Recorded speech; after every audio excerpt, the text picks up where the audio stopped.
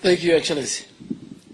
And let me take this opportunity after the 17 hours marathon session to congratulate my good friend, the Honorable Rigathi Gachagua, as our deputy captain in the 9th August general election. Your Excellency, Deputy Captain Rigathi, and I'm sure you yourself, your manifestation and representation of the many of us leaders who were tormented the last 5 years. So, Rigathi, you have an uphill task. You know what we went through last night.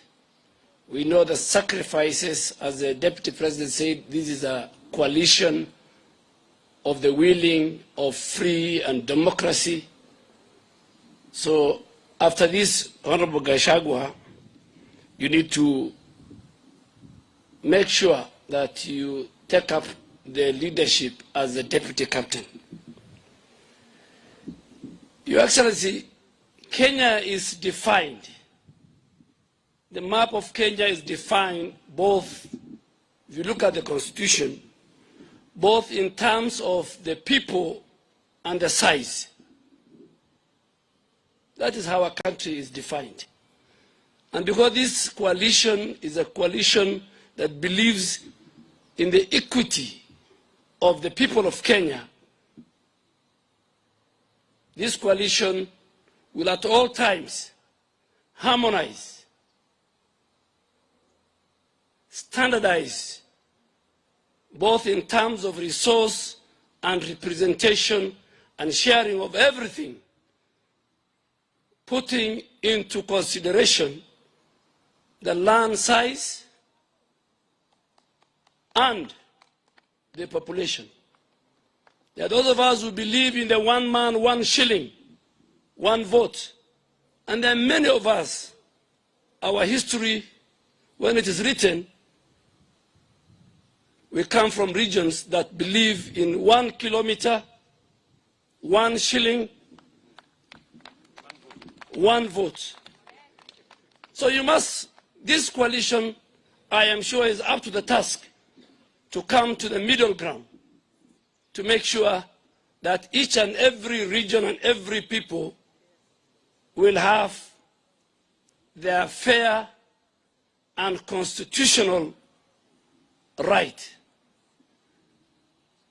To Your Excellency, as we fix the economy, and more so the bottom-up economy, we must defend, and this coalition under your leadership stands to defend the 2010 Constitution.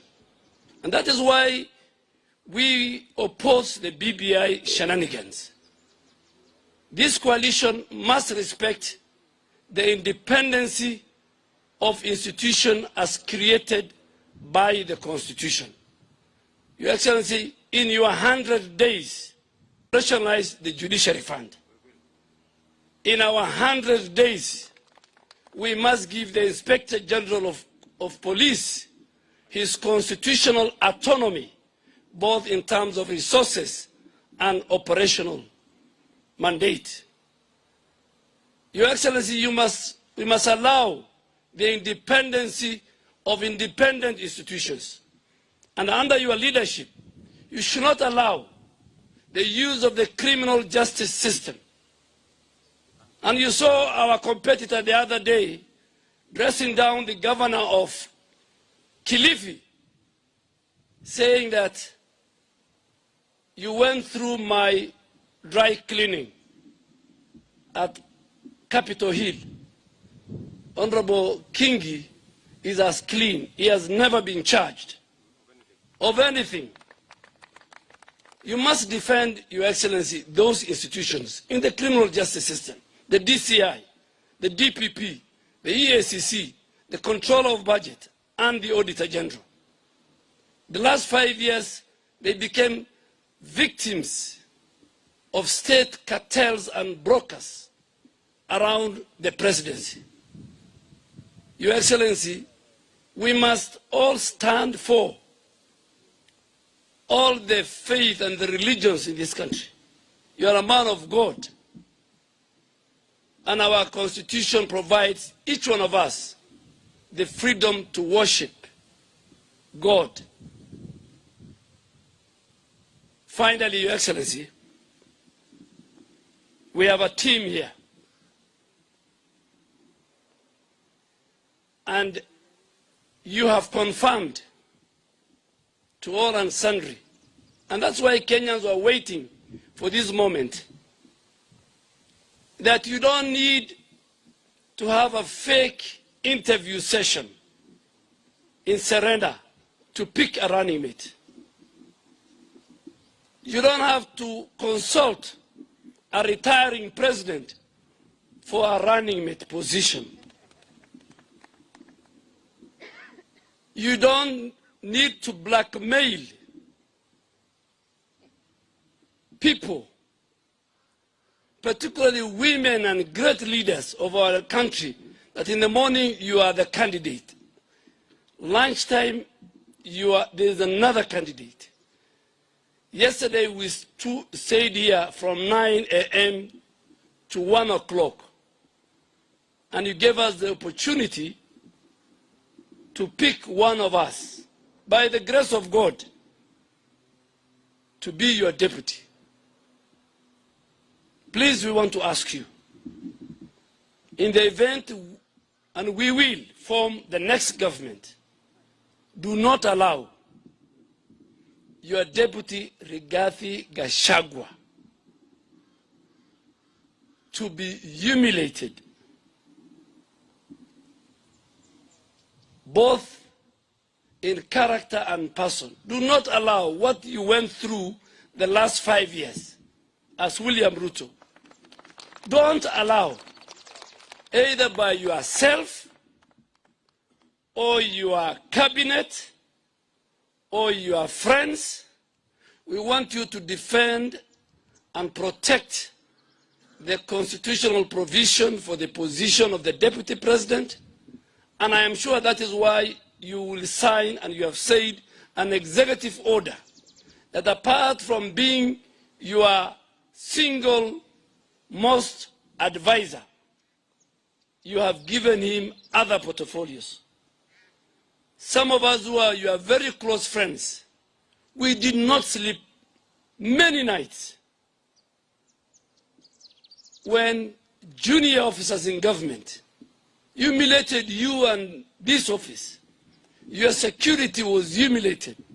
Your budget was given to other people.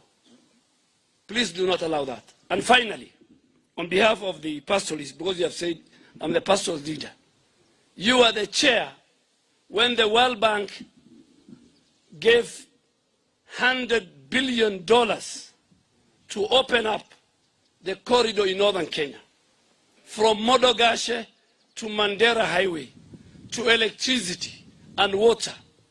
And you chaired that meeting many times here. But because William Ruto was chairing, people in government, under the specific instructions of the president, that project is stalled. We want you to commit here today, just like the way you have committed many other things as I was watching you. As I sit down, I want you to come and commit to the people of northern Kenya that in 100 days, your government will implement, inshallah, that World Bank 100 billion project, so that since independence, the people of northern Kenya can get a road. And finally, you want you to come and commit that never again the many Kenyans who are watching me, who their sons and daughters are killed every day through extrajudicial killings by agents of state, will be a thing of the past under your administration. I want you just to come and commit those two. so that the Kenyans who are watching you will say, yes, William Ruto, and has been, and will be, even when he becomes the president of everybody and a man who respects the rule of law. Thank you, sir.